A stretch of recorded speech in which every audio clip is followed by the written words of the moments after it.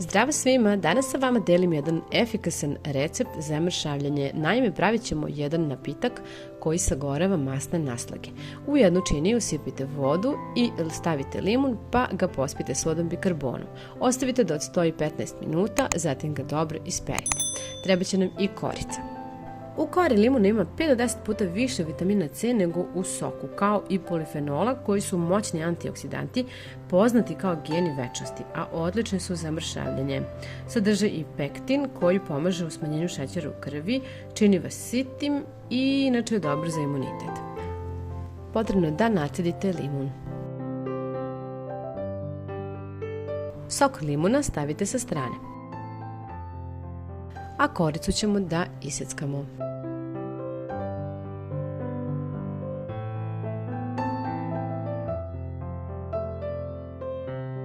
U jednu šerpicu sipajte 700 ml vode pa stavite koricu limuna. Treba će vam i jedan komadić đumbira, može biti i manji od ovoga. Đumbir je inače poznat da topi masne naslage.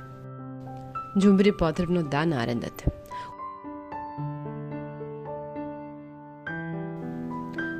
Đumbir stavite u vodu sa limunom, a zatim dodajte i jedan štapić cimeta. Cimet smanjuje šećer u krvi i ubrzava metabolizam.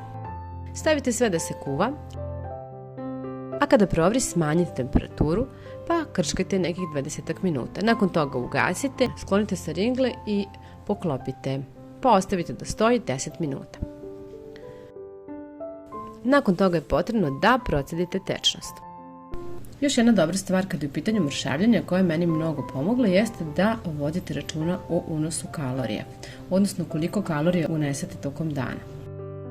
Dodajte i limunov sok, pa sipajte u čašu. Najbolje je ovo piti 3 puta na dan.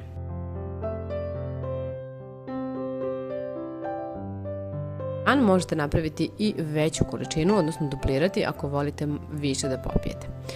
Još jedan mali trik jeste da dodate i pola kašičice ljute paprike. Ljuta paprika ubrzava metabolizam i sagoreva masne naslage, greje telo i topi kalorije. Ovaj napitak je najbolje piti na cevčicu ukoliko ima papriku. A ukoliko ne želite da je dodajete, možete zasladiti sa pola kašičice meda ili jednostavno piti nezaslađena. Pišite mi obavezno vaše utiske kada budete isprobali ovaj recept. Puno vas pozdravljam, ćao!